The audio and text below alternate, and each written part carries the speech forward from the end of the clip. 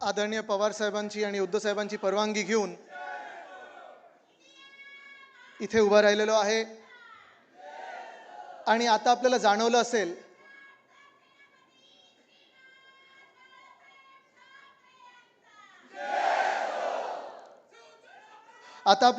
असेल की batting order आता काही राहिलेली नाहीये। सुरुवात उद्धव साहेबांपासून झाली, मध्ये मध्ये मोठे दिग्गज नेते बोलून गेले, मध्ये मग मी एक ज्युनियर बॅट्समन आलेलो आहे। ओपनिंग बॅट्समन सहसा असतो तो, शेवटाला पवार साहेब आहेत, मला वाटतं त्यांच्या आधी राऊत साहेब आहेत, नानाभाऊ आहेत। पण एक महत्त्वाचं आहे की हे वातावरण हे महाविकास आघाडीचं वातावरण आहे, खेळीमेळीचं वातावरण आहे। सगळ्यांवर एकमेकांचं प्रेम आहे, विश्वास आहे आणि ही ताकद, ही एकजूट आपल्याला जी लोकसभेत दिसली तीच पुन्हा एकदा विधानसभेत देखील दाखवायची आहे। आज इथे उभं राहताना खूप विचार येतात की काय बोलायला पाहिजे, किती बोलायला पाहिजे, कसं बोलायला पाहिजे। अनेक दिग्गज नेत्यांनी त्यांची मतं मांडलेली आहेत, महाराष्ट्राचे विषय मांडलेले आहेत। पण पुढे काही बोलण्याच्या आधी सर्वात पहिलं म्हणजे मी आपल्या सर्वांचं अभिनंदन करतो, कारण आपण महाविकास आघाडी म्हणून या निवडणुकीत जिंकून दाखवलेला आहे। हा मोठा विजय आपला आहे। मध्यंतरी माझे काही मित्र मध्ये सांगत होते, काही पत्रकार मित्र सांगत होते की आदित्य, तुम्ही ही लोकसभा निवडणूक ह्याच्याकडे कसं पाहता? आणि मी त्यांना बोलता बोलता म्हणालो होतो की बघा, आम्ही जे जिंकलोय, इंडिया आघाडी म्हणून जिंकलो, तेव्हा आदित्य तुम्ही जिंकलात कुठे? तुमचे प्रधानमंत्री कुठे बसलेत? आणि मी त्यांना सांगितलं की तुम्ही हे ओळखा की जी भाजपा 400 पारचा नारा देत होती, जे एक्झिट पोल कमीत कमी 350 हे आकडे दाखवत होते, त्यांना 303 वरनं देशाने 240 वर खेचलेलं आहे। इथेच महाविकास आघाडी आणि इंडिया आघाडीचा विजय झालेला आहे। आज हे बहुमताचं सरकार असतं तर प्रत्येकाच्या घरावर बुलडोजर आला असता। आज जर हे बहुमताचं सरकार असतं भाजपाचं, तर जे काही घोटाळे, जो काही आवाज ह्या देशाच्या जनतेला मिळालेला आहे तो राहिला नसता। आणि आज आत्तापर्यंत ह्या एका महिन्यामध्ये भाजपाने संविधान बदलून स्वतःचं पक्षाचं संविधान जे आहे ते आपल्यावर लादलं असतं। ही निवडणूक झाल्यानंतर, आणि महाराष्ट्रात मोठा विजय झालाच, देशभरात देखील झाला, पण ही निवडणूक झाल्यानंतर भाजपवाले असतील, मिंदे सरकारमधले काही असतील, जी फुटलेली राष्ट्रवादी काँग्रेस आहे त्याच्यातले लोक असतील, ते सांगायला लागले की तुम्ही फेक नॅरेटिव्हवर बोलत होतात, फेक नॅरेटिव्हवर बोलत होतात, संविधान बदलणार होतं, हे फेक नॅरेटिव्ह होतं। आणि मी त्यांना सांगतो, हे फेक नॅरेटिव्ह नव्हतं आणि देशाच्या जनतेला देखील माहिती आहे फेक नॅरेटिव्ह नव्हतं।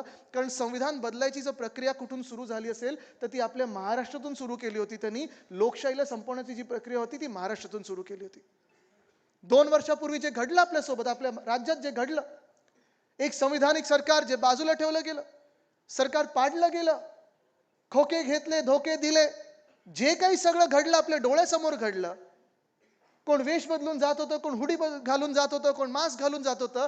हे सगळं केल्यानंतर साधारणपणे आपल्याला वाटलं होतं की आपल्यातून जे गद्दार, आपल्यातून जे पक्ष चोर आहेत ते जे पळाले, कुठे कुठे पळाले ते?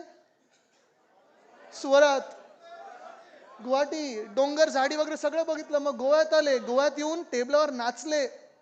आणि हे सगळं केल्यानंतर जे सरकार स्थापन केलं, एक जी लोकशाहीची पद्धत आपल्यापर्यंत आतापर्यंत राहिलेली आहे ती हीच होती की आमदारकीचा राजीनामा द्या, खासदारकीचा राजीनामा द्या, निवडणुका लढा, जिंकलं तर तुमचं। पण ते न करता पक्ष चोरला, पक्षाचं नाव चोरलं, पक्षाचं चिन्ह चोरलं, दोन्ही पक्षांचं तसं केलं आणि सरकार स्थापन केलं। हे घटनाबाह्य नाही तर अजून काय आहे? जे महामानव डॉक्टर बाबासाहेब आंबेडकरांनी संविधान आपल्याला लिहून दिलेलं आहे, त्या संविधानाचा अपमान नाही, डॉक्टर बाबासाहेब आंबेडकरांचा अपमान नाही तर अजून काय आहे? लोकशाही चिरडण्याचा प्रयत्न नाही तर अजून काय आहे? आज आपण पाहत आहोत, 2 वर्ष, 2.5 वर्ष तर होतील लवकरच, राज्यामध्ये एक सुद्धा निवडणूक घेण्याचा यांचा हिम्मत नव्हती, प्रयत्न नव्हता। 1.5 वर्ष पुणे लोकसभा असेल, चंद्रपूर लोकसभा असेल, पोटनिवडणुका झाल्याच नाहीत, कारण हिम्मतच नाही। जे 40 चोर पळून गेले, अलिबाबावर 40 चोर जे पळून गेले, नाही ऐकू नाही आलं, हीच घोषणा। पण हे जे पळून गेले होते त्यांच्या स्वतःच्या मतदारसंघात त्यांना उभं राहण्याची हिम्मत देखील नव्हती, निवडणुकीला सामोरे जाण्याची हिम्मत नव्हती। हेच काय, मुंबई असेल, ठाणे असेल, पुणे असेल, कल्याण डोंबिवली असेल, वसई विरार असेल, सोलापूर असेल, नागपूर असेल, कोल्हापूर असेल, तिथे प्रशासक बसवलेले आहेत, प्रशासकांच्या मार्फत लूट चालू आहे। पण तिथे स्थानिक लोकप्रतिनिधी, स्थानिक स्वराज्य संस्था इथे निवडणूक घेण्याची हिम्मतच नव्हती, महानगरपालिका निवडणुका घेण्याची हिम्मत नाही। पवारसाहेब, ह्या तर मोठ्या निवडणुका झाल्या। मुंबई युनिव्हर्सिटीमध्ये सेनेटची निवडणूक जी असते ती देखील मागच्या वर्षी जे घेणार होते पुढच्या महिन्यात घेऊ, निवडणूक प्रक्रिया सुरू झाली तर स्थगित केली. अजूनही ती सेनेटची निवडणूक घेतली त्यांनी, कदाचित झाली तर सप्टेंबरमध्ये होईल, नाही तर ती देखील पुढे ढकलण्याचा हे प्रयत्न करत आहेत. कारण भीती यांच्या एवढ्या मनात बसलेली आहे की भीती ही नुसतं महाविकास आघाडीची नाही, तर भीती ही महाराष्ट्राच्या जनतेबद्दल त्यांच्या मनात बसलेली आहे. आज 2 वर्ष आपण पाहतोय आणि मी त्यांना हे सातत्याने सांगत आलेलो आहे, इंटरव्ह्यू मधून सांगत आलेलो आहे, कुठच्याही मंचावर गेलो तिथे सांगत असतो, विधान भवनात सांगत आलेलो आहे की चला हिम्मत असेल तर निवडणुका घ्या. आज पण त्यांना सांगत आहे, आज कदाचित निवडणूक आयोगाची, जी भाजपच्या कार्यालयातून निवडणूक आयोग चालतं त्यांची पत्रकार परिषद आहे, कदाचित झारखंड नाही, महाराष्ट्र नाही तर हरियाणा आणि जम्मू आणि काश्मीरच्या निवडणुका घेतील. आज मी तुम्हाला सांगत आहे, तुम्हाला तिथे बसण्याची नैतिक जबाबदारी नाही, राजीनामा द्या आणि निवडणुकीला सामोरी या. निवडणुकीला सामोरी या. जे सरकार अमान्य आहे महाराष्ट्राला, जे सरकार नापसंत आहे महाराष्ट्राला, जे सरकार नाकारलं गेलेलं आहे, लोकसभेत असेल आणि दुसऱ्या निवडणुका घेण्याची हिंमत नाही तुमची, चला थोडी तरी शरम दाखवा, थोडी तरी लाज दाखवा, थोडी तरी हिंमत दाखवा आणि महाराष्ट्रातल्या विधानसभा निवडणुका आज जाहीर करा. आज आमची लढण्याची तयारी आणि जिंकण्याची तयारी देखील आहे. पण एवढं जर तुम्ही चांगलं काम केलं असेल, बहिणींसाठी काहीतरी चांगलं काम केलं असेल, शेतकऱ्यांसाठी जेवढं चांगलं काम तुम्ही केलं असेल असं तुमच्या मनात असेल, कारण तुम्ही काम एवढं करता आणि होर्डिंग एवढे लावता, होर्डिंगवर जेवढी चांगली कामं आम्हाला दिसतात तेवढी खरोखर महाराष्ट्रात कामं झाली असतील तर आज पुन्हा एकदा मी तुम्हाला चॅलेंज देते, आज असेंब्ली डिसॉल्व्ह करा आणि निवडणुकीला सामोरी या. पण हिंमत नाही, प्रत्येक दिवस खेचायचा, कारण त्यांना माहिती आहे, महायुतीला माहिती आहे. आणि महायुती म्हणजे काय आहे? महायुतीमध्ये ना महा आहे ना युती आहे, कारण एकामेकांच्या फायलींवर तर सह्या होत नाहीयेत आणि महाराष्ट्रासाठी काही केलंच नाही. पण आज आपण पाहतोय की हे काही भाजप जे आहे, मिंदे सरकार आहे, त्यांच्यात हिंमत नाहीये आणि प्रत्येक दिवस तो आपला, प्रत्येक दिवस लुटायचा, कारण त्यांना माहिती आहे की पुन्हा आयुष्यात महाराष्ट्रावर त्यांचं सरकार कधीही येणार नाही, महाराष्ट्र त्यांना येऊ देणार नाही आणि म्हणून महाराष्ट्राला जेवढा पैसा, प्रत्येक पैसा लुटू शकतो तेवढं लूट करायची. मुंबई महानगरपालिका असेल, पुणे महानगरपालिका असेल, ठाणे असेल, कल्याण डोंबिवली असेल, नागपूर असेल, सगळीकडचे जे काही घोटाळे आहेत ते आम्ही लोकांसमोर आणत आहोत, सतत आणत राहिलेलो आहोत. गेल्या 2 वर्षात जी लूट झालेली आहे महाराष्ट्रामध्ये आणि मुंबईमध्ये, किती घोटाळे ह्या लोकांसमोर आणायचे. कधी कधी आता ते अधिकारी जे आम्हाला फायली देतात ते पण कंटाळले, ते बोलतात साहेब तुमचं सरकार लवकर आणा, किती फायली तुमच्यापर्यंत पोहोचवायच्या. पण आज आपण पाहतोय 40 चोरांना नोकऱ्या मिळालेल्या आहेत, 40 चोरांना खोके मिळालेले आहेत. आज महाराष्ट्रातला तरुण जाणार तरी कुठे, हा प्रश्न उपस्थित झालेला आहे. बेरोजगारी आपल्या राज्यात असेल, आपल्या मुंबईमध्ये असेल, आपल्या पुण्यामध्ये असेल, ग्रामीण भागात असेल, शहरी भागात असेल, बेरोजगारी जेवढी वाढत आहे, महागाई जेवढी वाढत आहे, तुम्ही मला सांगा आपला तरुण वर्ग जाणार तरी कुठे आणि बघणार तरी कुठे. एका वेळी असं म्हटलं जायचं की जगात जर्मनी आणि राज्यात परभणी, पण आज ना परभणीमध्ये जॉब्स आहेत, ना महाराष्ट्रामध्ये कुठे नवीन नोकऱ्या मिळत आहेत. तुम्ही मला सांगा, सगळे इथे आहेत, तुम्ही वेगळ्या वेगळ्या जिल्ह्यामधून आला असाल, मला तुम्ही सांगा गेल्या 2 वर्षामध्ये एक तरी नवा उद्योग आपल्या राज्यात आलेला तुम्ही ऐकलंय का? ऐकलंय कधी? एकाच्या तरी खात्यात, म्हणजे हे खोके मिळतात तसं नाही, पण सॅलरीचे पैसे वेळेवर किंवा नोकरी मिळणारे सारखे कुठे येतात का? सगळं जे काही येतं ते पाठवतात पलीकडे. सगळं जे काही येतं ते, एक तर कॉन्ट्रॅक्टर आवडता, माझा लाडका कॉन्ट्रॅक्टर ही एक योजना 2 वर्षापासून सुरू आहे, नाही तर माझं आवडतं राज्य ही दुसरी योजना सुरू आहे. बघा, गुजरातबद्दल आपलं काही वैर नाही, काही राग नाही, काही त्यांच्याबरोबर दुश्मनी नाही. अनेक गुजराती इथे महाराष्ट्रात राहतात, मुंबईत राहतात, जे स्वतः देखील तिथे नोकऱ्यांसाठी आज हट्ट करत आहेत आणि असेच भटकत आहेत, कारण आज महाराष्ट्रामध्ये नोकऱ्या मिळत नाहीयेत. पण आपण जर पाहिलं असेल, पोलीस भरतीसाठी 17,500 पदं होती, 17,500 पदभरतीसाठी किती लाख मुलं आली इथे? 17.5 लाख, 18 लाख तरुण इथे आले मुंबईमध्ये. अनेक जिल्ह्यांमध्ये हे देखील आंदोलन झालं की तुम्ही पावसाळ्यात काय ह्या भरत्या घेताय, काय ह्या टेस्ट घेतात, पण सगळं न ऐकता त्यांना इथे बोलवलं गेलं आणि बोलवल्यानंतर मरीन ड्राईव्हवर झोपायला लावलं, जोगेश्वरीमध्ये पुलाच्या खालती, उड्डाण पुलाच्या खालती झोपायला लावलं. ही आज परिस्थिती आहे. तरुणांची देखील हीच परिस्थिती आहे, महिला पोलिसांची देखील हीच परिस्थिती आहे. बरं, जे पोलीस आहेत त्यांच्यासाठी आमचं महाविकास आघाडीचं सरकार जे होतं, 650 कोटी पोलीस हाऊसिंगसाठी आपण तिथे अर्थसंकल्पात आपल्या आणलं होतं, त्यानंतर 1 रुपया देखील ह्या पोलीस हाऊसिंगसाठी कुठेही आला नाही या सरकारमध्ये. पण आज परिस्थिती आपण पाहतो, वेदांता फॉक्सकॉन गेलो कुठे, एअरबस टाटा गेलो कुठे, बल्क ड्रग पार्क गेलो कुठे, मेडिकल डिव्हाइस पार्क गेलो कुठे, सोलार एनर्जी इक्विपमेंट पार्क गेलो कुठे. हे सगळं चाललं असताना आता भीती अशी आहे की जर ह्यांचं सरकार पुन्हा एकदा बसलं तर ह्यांचं मंत्रालय देखील गुजरातमध्ये नेतील, सुरत किंवा अहमदाबादला. आज ही लढाई जी आहे ही महाराष्ट्र विरुद्ध गुजरात नाहीये. आज ही लढाई मराठी विरुद्ध गुजराती नाहीये, पण आज ही लढाई जे महाराष्ट्र विकायला निघालेले आहेत त्यांच्या विरुद्ध आहे. ही लढाई महाराष्ट्राच्या स्वाभिमानाबद्दल आहे, ही लढाई महाराष्ट्राच्या अस्मितेबद्दल आहे, ही लढाई महाराष्ट्राच्या आत्माबद्दल आहे. आणि आज मी तुम्हाला विचारत आहे की पुढच्या काही काळांमध्ये 2, 3, 4 महिने जेवढेही राहतील आपल्या आता उरलेले ह्या खोके सरकारचे, आपल्यामध्ये भांडणं लावण्याचा प्रयत्न होईल. आपण विखुरले जाणार आहोत का? आपल्या महाविकास आघाडीमध्ये भांडणं लावण्याचा प्रयत्न होईल, गैरसमज निर्माण करण्याचा प्रयत्न होईल. आपण विखुरले जाणार आहोत का? आपल्या धर्मांमध्ये, मग हिंदू मुस्लिम असेल, सीख आणि दुसरे कुठचे धर्म असेल, आपल्यामध्ये भांडणं गैरसमज निर्माण करण्याचा प्रयत्न होईल, तेढी निर्माण करण्याचा प्रयत्न होईल. आपण भांडणार आहोत का? आपल्या समाजामध्ये, मग मराठ्यांमध्ये असेल, ओबीसी मध्ये असेल, इतर कुठच्याही समाजामध्ये असेल, जातीमध्ये असेल, आपल्या जिल्ह्यांमध्ये असेल, भांडणे निर्माण करण्याचा प्रयत्न होईल. आपण भांडणार आहोत का? भाजप जी घाबरते ती एकजुटीला घाबरते. भाजप जी घाबरते ती सच्चाईला घाबरते. कारण भाजपचं इक्वेशन हे सोपं आहे. कीचड़ कमल, कमल कीचड़ में ही खिलता है. आपण या महाराष्ट्रात त्या चिखल फेकीमध्ये अडकणार आहोत की त्याच्याही पुढे जाऊन पुढचा विचार करणार आहोत, हे आपल्याला ठरवायचं आहे. आणि म्हणून मी तुम्हाला सांगतोय, आपण सगळे एकजुटीने लढायला तयार आहोत का? आपण सगळे या खोके सरकारला हरवायला तयार आहोत का? आपण सगळे आपला नवा महाराष्ट्र घडवायला तयार आहोत का? आपण सगळे महिलांना न्याय द्यायला तयार आहोत का? आपण सगळे महिला सुरक्षा ही खरोखर महाराष्ट्रात अंमलात आणण्यात तयार आहोत का? आपण सगळे तरुणांना रोजगार द्यायला तयार आहोत का? आपण सगळे आपलं सरकार बनवायला तयार आहोत का? आणि आपण सगळे एक दिलाने, एकजुटीने लढायला तयार आहोत का? जर लढायला तयार असाल तर हात दोन्ही वरती करा आणि सगळ्या ह्या नेत्यांना ताकद दाखवा आपली. ही जी ताकद आहे ना, ह्या ताकदीला भाजप घाबरते. कारण जिथे फूट होते तिथे भाजप जिंकते. पण आपण ठरवायचंय, आपण लढणार आणि जिंकणार ते महाराष्ट्र म्हणूनच लढणार आणि जिंकणार. धन्यवाद. जय हिंद, जय महाराष्ट्र, वंदे मातरम.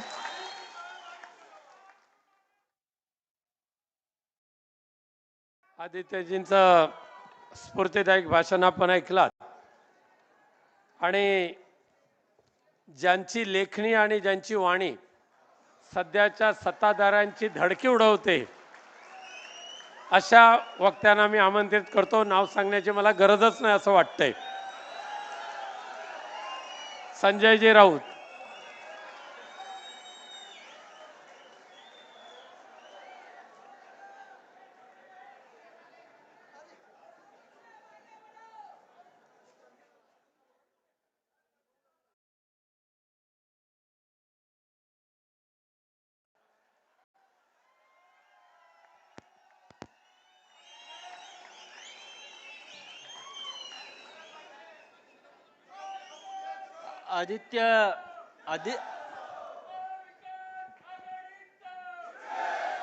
आदित्य ठाकरे यांनी सांगितलं निघताना 3 बॉल आणि 9 रन्स पाहिजेत.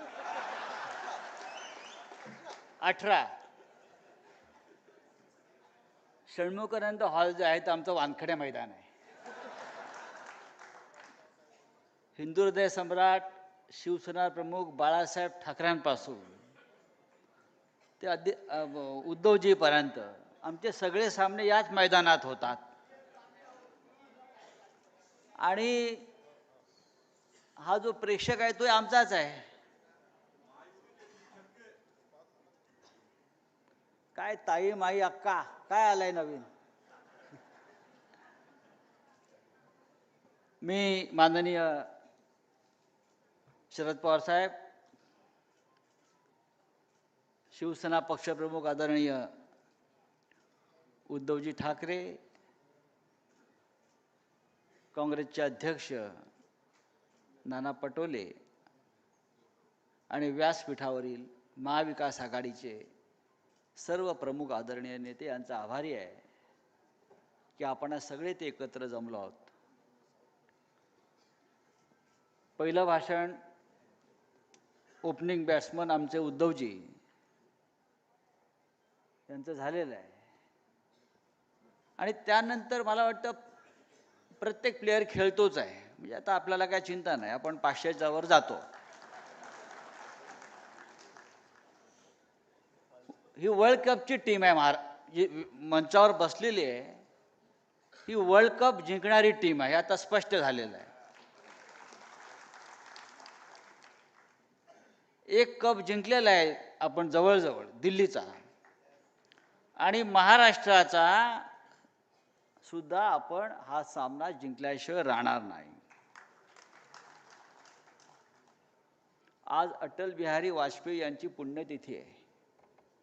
ज्या भारतीय जनता पक्षाबरोबर खऱ्या, आता बनावट भारतीय जनता पक्ष आहे, बोगस आहे, चोरांचा आहे. आम्ही ज्या भारतीय जनता पक्षाबरोबर 25 वर्ष माननीय शिवसेना प्रमुखांच्या नेतृत्वाखाली काम केलं, उद्धवजीच्या नेतृत्वाखाली काम केलं, त्या अटल बिहारी वाजपेयींचा आज पुण्यतिथी आहे. मला आजच्या दिवशी अटल बिहारींच्या कवितेची एक ओळ आठवते आणि ते आपल्या सगळ्यांसाठी प्रेरणादायी आहे. कदाचित ती मोदी आणि शानसाठी नसेल. हार नहीं मानूंगा मैं, रार नहीं ठानूंगा. आम्ही हार मानणार नाही, आम्ही झुकणार नाही, आम्ही लढत राहू. हा महाराष्ट्र जो आज उभा आहे दिल्लीच्या नव्या हुकुमशाही विरुद्ध, हा महाराष्ट्र कधी झुकणार नाही, हा महाराष्ट्र कधी वाकणार नाही, मोडणार नाही. तुम्हाला मोडून काढल्याशिवाय राहणार नाही. हा आजच्या महाविकास आघाडीचा मेळाव्याचा खरा मंत्र आहे. मगाशी आपल्या वक्त्यांनी आपल्या प्रधानमंत्र्यांच्या 56 इंच छातीची त्यांना आठवण झाली. स्वतः मोदी विसरल्यात की आपली छाती 56 इंच होती. नाही नाही नाही, ती छातीच नाही आहे, तो माचीचा रिकामा खोका आहे. काही नाही त्यात, काही नाही त्यात. जर छाती असती 56, नुसती छाती जरी असती तर देशाची अवस्था झाली नसती. देशाचे प्रधानमंत्री लाल किल्ल्यावर भाषण करतायत आणि जम्मू काश्मीरमध्ये आमच्या जवानांचं बलिदान होत आहे. गेल्या 50 दिवसामध्ये जम्मू काश्मीरमध्ये 27 हल्ले झाले अतिरेक्यांचे. 17 आमचे जवान शहीद झाले,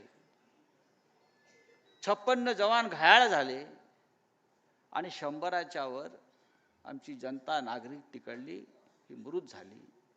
हे 56 इंचवाल्यांचं काम नाही, यांना छातीच नाही आहे. आणि त्यांच्या उरल्या सुरल्या छातीतली जी हवा होती ती आपण कालच्या लोकसभा निवडणुकीत काढून टाकली. महाराष्ट्राच्या निवडणुकीनंतर ते आपण पूर्ण काढून टाकू. महाराष्ट्राचे सगळे नेते इथे बसलेले आहेत. सुप्रियाताई लाडकी बहीण आहे महाराष्ट्राची, आणि या बहिणीसाठी महाराष्ट्र लढला. लक्षात घ्या, मी कालही सांगितलं की या बहिणीसाठी बारामतीमध्ये महाराष्ट्र लढलेला आहे. त्याच्यामुळे महाराष्ट्रातले तुमचे जे भाऊ आहेत लाडके, त्यांनी रंग बदलला. ते काय पिंक झाले, पिंक. सरडा रंग बदलतो, अचानक पिंक कसा होऊ शकतो, गुलाबी. आणि आता हा पिंक सरडा बारामती सोडणार असं मी ऐकलेलं आहे. कुठे जाणार मला माहित नाही, पण हे सांगतो, गुलाबी रंग महाराष्ट्राला धार्जिणा नाही. आपला नाही, आपला भगवाचा आहे. बघा तिकडे बाजूचं तेलंगणा राज्यामध्ये केसीआरचा गुलाबी रंग आहे, पराभूत झाला. पिंक. काय साहेब, पिंक. मैंने मी त्याला एकदा बोललो, पिंक रंग कहाँ से लाया आपने केसीआर जी, ये नहीं चलता है राजनीति में. नहीं आप देखो हम जीत जाएंगे. मिलो पिंक कभी जीतेगा नहीं, एक तो भगवा जीतेगा या तिरंगा जीतेगा.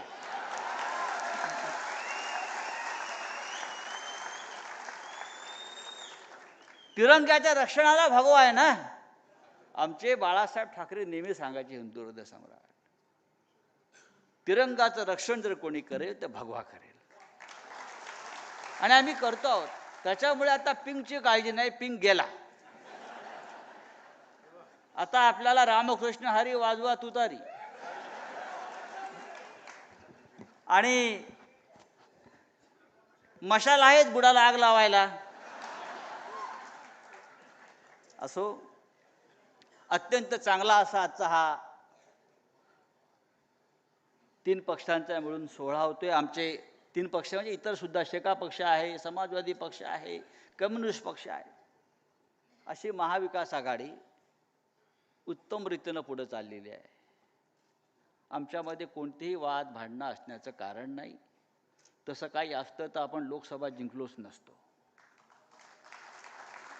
प्रयत्न खूप होतील, जसं आदित्यनी सांगितलं, आमच्या प्रयत्न चालू आहेत, प्रयत्न होतील, प्रयत्न करत राहा. पण आमच्या ऐक्याला अजिबात तडा जाणार नाही, एक तुकडाही कपचाही उडणार नाही, अशा प्रकारचं वातावरण या महाराष्ट्रामध्ये आहे.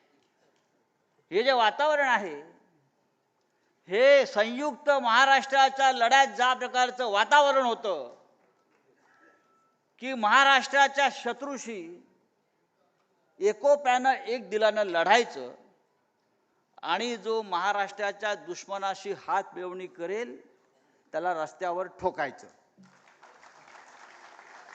50 खोके एकदम ओके, आणि रस्त्यात दिसला तर ठोकेच ठोके. आता हे पुन्हा विधानसभेत जाता कामा नयेत, आणि विधानसभा निवडणूक जिंकल्यावर रस्त्यावर दिसता कामा नयेत. हे वातावरण आपण महाराष्ट्रात जर निर्माण केलं असेल तर आपल्याला फक्त विजय प्राप्त करण्यासाठी एकत्र काम करायचं आहे. आमच्या पुढे या राज्याचे प्रश्न सगळ्यात जटिल उभे आहेत. लाडकी बहीण आहे ना, यासारखं ढोंग महाराष्ट्राच्या कुठल्या योजनेत झालं नसेल आतापर्यंत. या राज्यात, या देशामध्ये अनेक योजना आपण पाहिलेल्या आहेत, पण सध्या मी गेले काही दिवस पाहतोय की काही चर्चा फक्त एकाच योजनेची आहे. कारण सरकारी पैशानं मतं विकत घेण्याची योजना आहे. आणि मगाशी सांगितलं की नाती अशी सरकारी पैशाने विकत घेता येणार नाहीत. याआधी सुद्धा हे प्रयत्न झालेले आहेत, पण शेवटी आमचं नातं जे आहे महाराष्ट्रातल्या बहिणींबरोबर, महाराष्ट्रातल्या शेतकऱ्यांबरोबर, महाराष्ट्रातल्या विद्यार्थ्यांबरोबर, ते नातं पैशाच्या पलीकडचं आहे. आणि उद्या सत्ता आपली येणारच आहे. उद्या सत्ता येणार आहे, अर्थमंत्री आपला होणार आहे. तिजोरीत जरी पैसे नसले सध्या तरी ते कसे आणावे ते जयंतराव पाटलांना चांगलं माहिती आहे. आमच्या अर्थमंत्री त्यांनी अनेक काळ काम केलेलं आहे. पैसा येईल आमच्याकडे, काही काळजी करू नका. 1500चे 150 होतील, 1500 होतील, 3000 होतील, 5000 होतील. ATM मशीन मागे बसलेली आहे आमच्या महाविकास आघाडीची.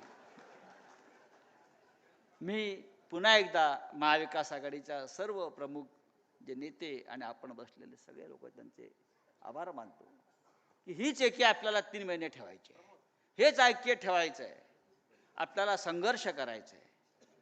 महाराष्ट्राला संघर्षाशिवाय काही नाही, आणि संघर्षातूनच सगळं मिळालं. महाराष्ट्राने काही करायचा प्रयत्न केला की दिल्लीवाले येतात, आमच्यात तोडफोड करतात. जे ब्रिटिशांनी केलं ते भाजपवाले करतात. फोडा झोडा आणि राज्य करा. तुम्ही किती फोडा किती झोडा, आमची एकी तुटणार नाही. जय हिंद, जय महाराष्ट्र.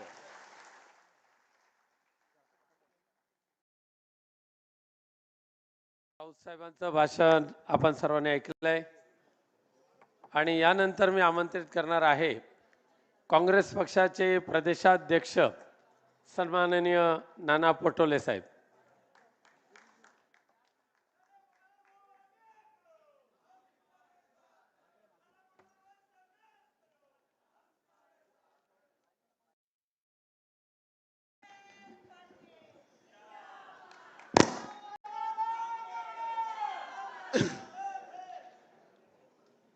आज महाविकास आघाडीचं महाराष्ट्रातल्या भ्रष्ट सरकारच्या विरोधात, असंवैधानिक सरकारच्या विरोधात हा प्रचाराचा नारळ फोडून महाविकास आघाडीचा हा प्रचाराची सुरुवात या ठिकाणातून आपण करतो आहे. आणि त्यासाठी आज आपल्याला सगळ्यांना मार्गदर्शन करण्यासाठी आलेले राष्ट्रीय नेते आणि आपल्या सगळ्यांचे मार्गदर्शक आदरणीय शरद पवार साहेब, त्याचप्रमाणे खऱ्या शिवसेनेचे सन्माननीय अध्यक्ष आमचे स्नेही आदरणीय उद्धव बाळासाहेब ठाकरे, या कार्यक्रमाला उपस्थित झालेले राज्याचे माजी मुख्यमंत्री आणि आमचे ज्येष्ठ काँग्रेसचे नेते पृथ्वीराज चव्हाण साहेब, विधिमंडळाचे काँग्रेस पक्षाचे नेते सन्माननीय बाळासाहेब थोरात, या कार्यक्रमाला उपस्थित झालेले राष्ट्रवादीचे, खऱ्या राष्ट्रवादीचे महाराष्ट्राचे अध्यक्ष आदरणीय आमचे मित्र जयंतराव पाटील, भाई जयंत पाटील, आदरणीय या कार्यक्रमाला उपस्थित असलेले आदरणीय आदित्य ठाकरेजी, आमचे मित्र, एकच मित्र आहे माझा, संजय राऊत,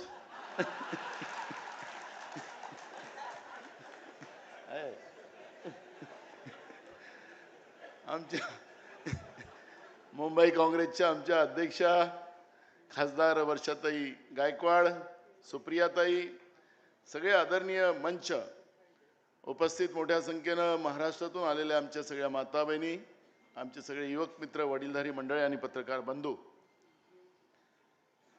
महाराष्ट्रातलं सरकार हे घाबरलेलं सरकार आहे. जसं आपल्याला सुप्रियाताई आणि वर्षाताईंनी दिल्लीतल्या सरकारची कहाणी सांगितली, तसं ते घाबरलेलं सरकार आहे, तसं महाराष्ट्रातलं सरकार घाबरलेलं आहे. रोज काही ना काही नवीन GR काढण्याचा प्रयत्न ते करतात.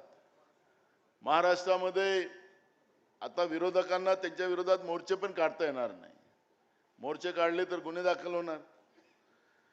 एकत्रित आले म्हणजे जसं आता जे हुकुमशाहीची वाटचाल महाराष्ट्रामध्ये, देशामध्ये सुरू करण्याचा प्रयत्न सत्तेचा माज आलेली भाजप प्रणित सरकार राज्यातली आणि केंद्रातली सरकार करते आहे. कालचं आपण लाल किल्ल्याचं भाषण नरेंद्र मोदींचं सगळे ऐकत होतो. एकीकडे डॉक्टर बाबासाहेब आंबेडकरांच्या संविधानाच्या आधारावर जनतेतून निवडून गेलेले प्रधानमंत्री लाल किल्ल्यातून भाषण करतात, पण विरोधी पक्ष नेता याचं पण या लोकशाहीमध्ये एक आगळं वेगळं महत्व आहे. आणि लोकशाहीची ही विरोधी पक्ष आणि सत्ता पक्ष ही दोन चाकं असताना राहुल गांधीजींना, कारण की सत्ता पक्ष आणि विरोधी पक्ष हे बरोबरीच आज लोकसभेमध्ये आपल्याला चित्र पाहत असताना जे स्थान त्या ठिकाणी द्यायला पाहिजे तो द्वेष, कारण की ज्यावेळेस आम्ही प्रधानमंत्र्याची शपथ घेत असू, मुख्यमंत्र्याची घेत असू, मंत्रिमंडळाची शपथ होत असेल तर आम्ही कोणाचाही द्वेष करणार नाही, अशा पद्धतीच्या शपथीमध्ये उल्लेख केला जातो. पण काल राहुल गांधीजींचं ज्या ठिकाणी जे स्थान असायला पाहिजे हे विरोधी पक्षाचं, विरोधी पक्षाच्या नेत्याचं, मी फक्त राहुल गांधीचं नाही बोलत आहे, ते स्थान त्या ठिकाणी दिलं नाही. हा एक प्रकारचा लोकशाहीवरचा हल्ला होता, एक लोकशाहीचा खून होता. अशा पद्धतीचं चित्र आपण पाहतो. म्हणजे अजूनही जो घमंड, जो गर्व कालपर्यंत मोदी सरकार होतं, आज एनडीएचं सरकार झालं, पण अजूनही घमंड उतरलं नाही असं चित्र आपण पाहतो. हा लोकशाहीचा अपमान करणारी जी व्यवस्था देशात आणि राज्यात आपण पाहतोय, या व्यवस्थेला आता समूळ नष्ट करण्याचा मानस करून या ठिकाणातून शंकानांद आपण जे करतो आहे, या ठिकाणातून जात असताना अनेक प्रश्न रोज निर्माण होतात. पक्षप्रमुख म्हणून, पक्षाचे कार्यकर्ते म्हणून आपल्याला अनेक उत्तराला पुढे जावं लागतं. पण महाविकास आघाडी म्हणून आपण एक निर्धार केलेला आहे आणि त्याच आधारावर महाराष्ट्रामध्ये 31 खासदार, म्हणजे ते त्यावेळेचं लोकसभेचं चित्र असं होतं की मोदीची लाट अजूनही चाललेली आहे. भ्रष्टाचाराने मोठ्या प्रमाणात कमवलेला पैसा राज्य सरकार जवळ आहे. खरं तर पवार साहेब आणि उद्धवजी या दिल्लीमध्ये बसलेले जे दोन सरकारमधले नेते आहेत यांचा एटीएमच महाराष्ट्र आहे, याचं एटीएमच महाराष्ट्र आहे. आणि मोठ्या प्रमाणात महाराष्ट्रातला पैसा हे दिल्लीत मध्ये बसलेले हम दो हमारे दो हे मोठ्या प्रमाणात घेऊन जाऊन या महाराष्ट्राला कंगाल करण्याचं, महाराष्ट्राचा भंगार करण्याचा जो प्रयत्न या लोकांनी सुरू केलेला आहे, यांचं एटीएम आता आपल्याला या निवडणुकीमध्ये विधानसभेमध्ये बंद करायचं आहे. आणि महाराष्ट्राच्या जनतेचा पैसा महाराष्ट्राच्या शेवटच्या माणसापर्यंत, शेवटच्या शेतकऱ्यापर्यंत, तरुणांपर्यंत, गरिबापर्यंत पोहोचला पाहिजे, या पद्धतीचा प्रयत्न आपल्याला करायचा. आपण पाहिलात की परवा सुप्रीम कोर्टाने या सरकारला झोडपलं. त्यांना सांगितलं की तुमच्याजवळ शेतकऱ्याला देण्यासाठी पैसे नाहीत आणि तुम्ही योजना नवीन नवीन आणून हा पैसा खर्च त्या ठिकाणी केला जातो, तर वेळ आलं तर सुप्रियाताई लाडक्या बहिणीच्या योजनेलाही बंद केला जाईल असं सुप्रीम कोर्टाने सांगितलं. म्हणजे लाडक्या बहिणीला आठवण सुप्रीम कोर्टाने पण केलं. म्हणजे सांगायचं तात्पर्य असं की शेतकऱ्याला द्यायला पैसे नाहीत, शेतकऱ्यांच्या शेतीच्या पिकाच्या झालेल्या पिकाचं नुकसान देणाऱ्याला यांच्याजवळ पैसे नाहीत, त्यांच्या जमिनी घेतल्यात त्याच्यासाठी पैसे नाहीत, या राज्यामध्ये कर्मचाऱ्यांचे पद भरण्यासाठी सरकारजवळ पैसे नाहीत, ऑनलाईन पवित्र पोर्टलाच्या नावाने अर्ज जमा केले जातात आणि मग पेपर लीक करायचं. जसं मगाशी उद्धवजीने सांगितलं की राम मंदिरामध्येही पाणी गळती लागली, नवीन संसदेमध्ये सुद्धा पाणी गळती लागली, तशी पेपरची गळती सुद्धा लिकेज त्याच्यातही होतं आणि पेपर रद्द केले जातात, तरुणांकडून पैसे लुटले जातात, पेपर रद्द करून त्यांच्या आयुष्याशी खेळण्याचं पाप हे करतात, पण नोकर भरती करणार नाही अशा पद्धतीची भूमिका या सरकारने करून ठेवलेली आहे. रोज आंदोलन होतात. मी तर लाडक्या बहिणीमध्ये तुम्हाला सांगेल की आता तर सगळ्यांना आनंद वाटत असेल 1,500 रुपये भेटतात त्याचे, पण जसं शेतकरी स्वाभिमान योजना नरेंद्र मोदीजींनी काढली, त्या योजनेमध्ये काय केलं त्यांनी, त्या योजनेमध्ये 6,000 तुम्हाला देत असताना तो शेतकरी कुठला व्यावसायिक नसावा आणि व्यवसाय पुढच्या काळात केला, त्याच्या परिवारातल्या कोणीने केला तर ते सगळे पैसे वापस घेतले जाणार. आपण पाहतोय की आपल्या राज्यामध्ये की अनेक ठिकाणी शेतकऱ्यांनी त्याच्या पोराला अगर कुठला बिझनेस करायचा असेल आणि बँकेमध्ये त्यांनी अर्ज केला, त्याला इन्कम टॅक्स त्याला प्रमाणपत्र जोडावं लागतं, कागद तयार करावं लागतात आणि ते आधार कार्डाच्या आधारावर जसं अर्ज केला की प्रधानमंत्र्यांच्या PMO मधून पत्र कलेक्टरला सांगण्यात येतं की हा कोण आहे बघा, याला आतापर्यंत जेवढे पैसे दिले त्या शेतकऱ्याला, या सगळ्या शेतकऱ्याचे पैसे वसूल करा, नाही तर त्याची जप्ती करा त्याच्या घरावर. उद्या लाडक्या बहिणीच्या योजनेमध्ये सुद्धा यांच्या ज्या अटी शर्ती आहेत ह्या अजूनही डिसाईड झालेल्या नाही. मला शंका आहे, मी बोलून दाखवतो मुद्दामून. तर उद्या ह्या बहिणीकडून पण पैसे वापस, जे सांगतात ना त्यांचे आमदार उपमुख्यमंत्री सुद्धा सांगतात की आम्ही पैसे वापस घेऊ. मी तुम्हाला सांगतो की काही बहिणीच्या पैसे असे वसुली करतील हे लोक की सांगतील की तुम्ही त्या नियमात बसत नव्हतात म्हणून तुम्हाला पैसे वापस करावे, असं पण करू शकतील हे लोक. म्हणजे यांच्याजवळ प्रामाणिकता नाही. लाडक्या खुर्चीसाठी हा त्यांचा सगळा प्रयत्न सुरू आहे. अशा पद्धतीचं चित्र आपल्याला पाहायला मिळत आहे. आपण आत्ताच मगाशी उद्धवजींनी सांगितलं, पवार साहेब सुद्धा, कारण की आपल्याला महिलांच्या सक्षमीकरणासाठी महाराष्ट्रामध्ये योजना सुरू करायच्या. जसं आमच्या वर्षाताईंनी सांगितलं की कर्नाटकमध्ये, तेलंगणामध्ये मल्लिकार्जुन खरगे साहेबांनी आणि राहुल गांधीजींनी त्या ठिकाणी तिथल्या जनतेला, तिथल्या महिलांना, भगिनींना आश्वासन दिलं. त्या आश्वासनाची पूर्तता त्या ठिकाणी सुरू झाली. शेतकऱ्यांचं सरसकट कर्ज माफ करण्याची घोषणा केली, ते पण चालू झालं. याच्यापेक्षा जास्त लाडक्या बहिणीला पैसे तिथं दिले जातात. महाराष्ट्रामध्ये सुद्धा त्या पद्धतीचं महाविकास आघाडीचं सरकार करेल याच्यामध्ये कुठलंही दोमत नाही. पण यांच्यासारखं निवडणुकीच्या तोंडावर ही कुठलीही भूमिका घेण्याचं कारण नाही. महाराष्ट्रामध्ये महाविकास आघाडीचं सरकार आलं, पहिल्याच अधिवेशनामध्ये, नागपूरच्या पहिल्याच अधिवेशनामध्ये कर्जमाफीची घोषणा उद्धव ठाकरे साहेबांच्या नेतृत्वामध्ये महाराष्ट्रामध्ये केली आणि सरसकट शेतकऱ्यांना कर्ज माफ करण्यात आलं. काही निवडणूक नव्हती, काही पुढच्या लोकसभेच्या निवडणुका नव्हत्या, पण शेतकऱ्यांसाठी प्रामाणिक आमचं सरकार आहे, महाविकास आघाडीचं सरकार आहे, या पद्धतीचं चित्र त्या ठिकाणी निर्माण करण्यात आलं आणि ते दिलं. पण कोरोनाच्या वेळेस आमचे जे 50,000 रुपये प्रोत्साहनाचे राहिलेत ते अजूनपर्यंत दिले गेले नाहीत. जयंतराव, आपल्याला ते 50,000 रुपये आपलं सरकार आल्यानंतर आपल्याला द्यायचे, हे काही देणार नाही, आपण देऊ आणि पुन्हा शेतकऱ्यांचं कर्ज माफ आम्ही करू. पण मूळ प्रश्न असा आहे की ही जी काही परिस्थिती आज आहे, या परिस्थितीमध्ये महाविकास आघाडीच्या सरकारने, महाविकास आघाडीच्या सगळ्या पदाधिकारी कार्यकर्त्यांनी, माझं सगळ्यांना आव्हान आहे की मगाशी उद्धवजीने मुद्दा म्हणतो, कारण की टीव्हीला सध्या वातावरण बनवलं जात आहे की कोण मुख्यमंत्री बनणार महाविकास आघाडीचा. उद्धवजीने मुद्दामून तो प्रश्न या ठिकाणी टाकला, माध्यमात ते वेगळ्या पद्धतीनं जात असेल.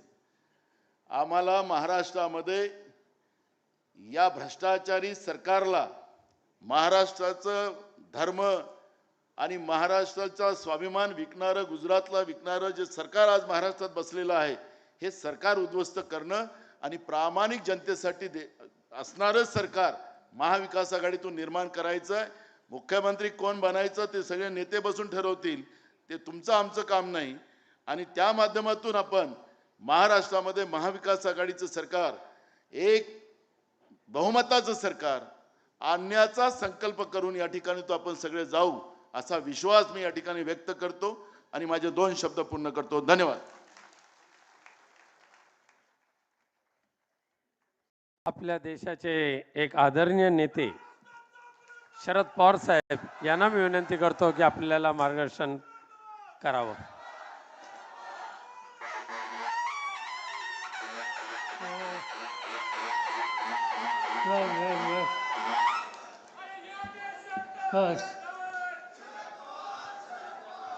व्यासपीठाचे सर्व विकास आघाडीचे ज्येष्ठ नेते आणि गेली 2-2.5 तास अतिशय उत्साहानं या ठिकाणी आजच्या या सोहळ्यामध्ये सहभागी झालेले आपण बंधू भगिनींनो, काल स्वातंत्र्याचा दिवस आपण साजरा केला आणि आज आघाडीच्या वतीनं उद्याची महाराष्ट्राची आपली दिशा काय राहणार आहे आणि जे काही महाराष्ट्रावर संकट आहे, त्या संकटातून महाराष्ट्राची सुटका कशी करता येईल या संबंधीची एक दिशा महाराष्ट्राच्या खेड्यापाड्या शहरामध्ये जे आपले लाखो सहकारी आहेत त्यांच्यापर्यंत या आजच्या सोहळ्याच्या माध्यमातून पोहोचावी, त्यासाठी आजचं हे आपल्या सगळ्यांचे संदेश आहे. अनेक सहकारी मित्रांची भाषणे झाली आणि प्रत्येकानं महाराष्ट्रामध्ये जर परिवर्तन करायचं आहे, त्यासाठी काय करण्याची आवश्यकता आहे याचं उत्तम मार्गदर्शन हे आपल्या सगळ्यांच्या समोर केलं. फक्त महाराष्ट्रापुरता विचार हे करण्याचे दिवस आता आहेत असं मला वाटत नाही. महाराष्ट्राचा विचार करावाच लागेल, पण अजूनही देशावरचं संकट पूर्णपणाने गेलं असा निष्कर्ष काढता येणार नाही. लोकसभेच्या निवडणुकीच्या वेळेला एक भूमिका आपण मांडली संविधानाच्या संदर्भात. मी जबाबदारीने सांगतो की ज्या निवडणुकीमध्ये काही प्रमाणात यश आलं, पण याचा अर्थ संविधानावरचं जे संकट आहे ते पूर्णपणाने गेलं असा निष्कर्ष काढण्याचे दिवस नाही आहेत. आणि त्याचं प्रामुख्यानं कारण आज देशाची सूत्र ज्यांच्या हातामध्ये आहेत त्यांचा या सगळ्या संविधानात्मक संस्था, विचारधारा आणि चतुर्य यांच्या संबंधीची आस्था नाही. आज देशाच्या पार्लमेंटमध्ये आम्ही बघतो की देशाचे प्रधानमंत्री या पार्लमेंटची प्रतिष्ठा किती ठेवतात. राज्यसभेचे काही सदस्य या ठिकाणी व्यासपीठावर आहेत आणि ते सांगतील तुम्हाला. हल्लीच राज्यसभेचं लोकसभेचं अधिवेशन झालं. या लोकसभेच्या किंवा राज्यसभेच्या अधिवेशनामध्ये देशाचे प्रधानमंत्री एक दिवससुद्धा सदनामध्ये आले नाही. त्या सदनाची किंमत, त्याची प्रतिष्ठा, याचं महत्त्व, याच्याकडे जिंकून न बघण्याची भूमिका आजची राज्यकर्त्यांची आहे. आणि त्याची प्रचिती आम्ही जे लोक लोकसभे किंवा राज्यसभेमध्ये आहोत त्यांना पुन्हा पुन्हा बघायला मिळते. आज काही इन्स्टिट्यूशन्स आहेत, संस्था आहेत, सत्ताधारी पक्ष, विरोधी पक्ष. देशाचे प्रधानमंत्री इन्स्टिट्यूशन आहे, देशाचे विरोधी पक्ष नेते ही इन्स्टिट्यूशन आहे. प्रधानमंत्र्याची प्रतिष्ठा ही देशाने ठेवली पाहिजे, तसंच विरोधी पक्ष नेत्याची प्रतिष्ठा, याचा उल्लेख नाना भाऊंनी आपल्या भाषणात केला, ती सुद्धा तितक्याच महत्त्वाची. त्यांनी उल्लेख केला कालच्या 15 ऑगस्टला. विरोधी पक्ष नेते पाचव्या ओळीत बसवले. मी स्वतः विरोधी पक्ष नेता होतो. अटल बिहारी यांचं सरकार होतं आणि मला आठवतं आहे की या सोहळ्यामध्ये माझी बैठकीची सुविधा कॅबिनेट मिनिस्टरांच्या बरोबरची होती. मला आठवतं आहे मनमोहन सिंग प्रधानमंत्री होते, सुषमा स्वराज विरोधी पक्ष नेते होते. आणि याच 15 ऑगस्टच्या कार्यक्रमामध्ये कॅबिनेट मंत्र्यांच्या लाईनमध्ये सुषमाजीसुद्धा बसलेल्या होत्या. याचा अर्थ व्यक्तीचा प्रश्न नाही, या संस्थांची प्रतिष्ठा. ही इन्स्टिट्यूशन आहे, लोकशाहीची इन्स्टिट्यूशन आहे आणि त्याचा सन्मान ही करण्याची जबाबदारी कुठल्याही राज्यकर्त्यांच्यावर असते. आणि त्यामुळं त्यांच्याकडून खरगे किंवा राहुल गांधी यांची प्रतिष्ठा राखली जाईल अशी अपेक्षा जर ठेवली तर ती त्यांच्याकडून गेली नाही. आणि त्याचं महत्त्वाचं कारण या लोकशाहीच्या संस्थांच्यावर, पद्धतीच्यावर यत्किंचित विश्वास नसलेले राज्यकर्ते आज देशाच्या सत्तास्थानी बसले. आणि त्यामुळं आपण अतिशय जागरूक राहण्याची गरज आहे. महाराष्ट्र सरकारच्या संबंधीची निवडणूक आज आता 2 महिन्यात आपण जाणार आहोत. मगाशी कोणतं सांगितलं 3 महिने. 3 महिने खरं नाही, आपल्याला त्याहीपेक्षा कमी दिवस आहेत. आणि या कमी दिवसामध्ये या तिन्ही पक्षांनी आणि आपल्या मित्र पक्षांनी एका विचारानं सामान्य लोकांच्या जाऊन त्यांच्या जागृती निर्माण करून परिवर्तनाचा विचार हा त्यांच्या मनामध्ये रुजला पाहिजे. महाराष्ट्राचं चित्र बदलायचं असेल तर इथलं सरकार बदलल्याशिवाय गत्यंतर नाही. एक कलमी कार्यक्रम महाराष्ट्राचं सरकार बदलणं, चुकीच्या लोकांच्या हातातली सत्ता काढणं, ती सत्ता चुकीच्या पद्धतीने किती वापरली जातात अनेक उदाहरणं सांगता येतील. मी बाळासाहेब थोरात असतील, जयंतराव पाटील असतील किंवा शिवसेनेचे विधानसभेचे नेते असतील, यांना धन्यवाद देऊ इच्छितो की त्यांनी एक गोष्ट फार चांगली केली. आजच्या सरकारने एक नवीन कायदा महाराष्ट्रात आणण्याचा निर्णय हा घेतलेला होता आणि तो कायद्याचं नाव जनसुरक्षा कायदा. तो कायदा विधिमंडळामध्ये इंट्रोड्यूस केला. आमच्या सगळ्या या नेत्यांनी मुख्यमंत्री आणि सभाध्यक्ष यांच्याकडे आग्रह केला की हा कायदा आता थांबवून द्यावा. आपल्या लोकांच्या जागरूकतेमुळे तो कायदा आता थांबला आहे. काय कायदा? कायदा असा आहे की त्या कायद्याने तुम्ही एकट्याने रस्त्यावर कुठेही निदर्शनं करायचं ठरवलं तर तुम्हाला अटक करून 5 ते 7 वर्ष तुरुंगात ठेवण्याचा अधिकार आहे. साधं निदर्शन केले ते 1 माणूस असो, 10 माणूस असो, 25 लोक असो, त्यांनी निदर्शनं केली तरी हा निकाल, त्याची तरतूद आजच्या या कायद्यामध्ये केली आहे. आणि अशा अनेक तरतुदी आहेत की त्या तरतुदीमध्ये मूलभूत अधिकार हा उद्ध्वस्त करण्याची भूमिका आजच्या राज्यकर्त्यांनी केलेली होती. विरोधी पक्ष जागरूक होता आणि सभापतींनी, अध्यक्षांनी त्यांचं म्हणणं ऐकलं आणि तात्पुरता हा कायदा सध्या थांबवलेला आहे. अशा अनेक गोष्टी आहेत की ज्या गोष्टीसाठी सत्तेचा गैरवापर हे सूत्र आजच्या भाजपच्या राज्यकर्त्यांचं आहे आणि यापासून महाराष्ट्राची सुटका करून घेणं हेच एक महत्त्वाचं काम, एक आव्हान आपल्या सगळ्यांच्या समोर आहे. आणि त्यामुळं मी एवढं सांगू इच्छितो, निवडणुकीला सामोरं जायचं, एकजुटीने यश मिळवायचं, सरकार बदलायचं.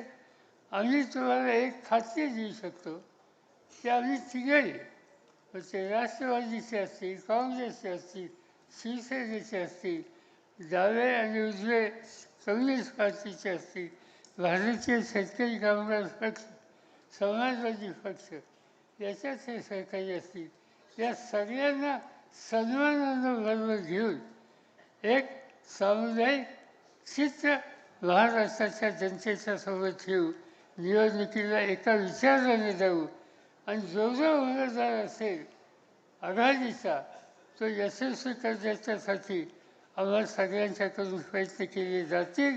त्या प्रयत्नामध्ये तुम्हाला सगळ्यांचा हातभार हवा आहे एवढंच या ठिकाणी सांगतो. जे 100% आपलं आहे फक्त ही एकजूट आणि त्यासाठी पर्यंत कष्ट ही करण्याची तयारी तुम्ही ठेवा एवढंच या ठिकाणी सांगतो आणि आपल्या सगळ्यांची रजा घेतो. धन्यवाद पवारसाहेब. सर्वांनी थांबायच्या जागेवर. मी मान्यवर नेत्यांना, पहिल्या रांगेतल्या मान्यवर नेत्यांना विनंती करतोय की एकत्रित फोटोग्राफी होणार आहे, त्यामुळे आपण उभे राहावं आणि राष्ट्रगीत झाल्यानंतरच या मेळाव्याची समाप्ती होणार आहे.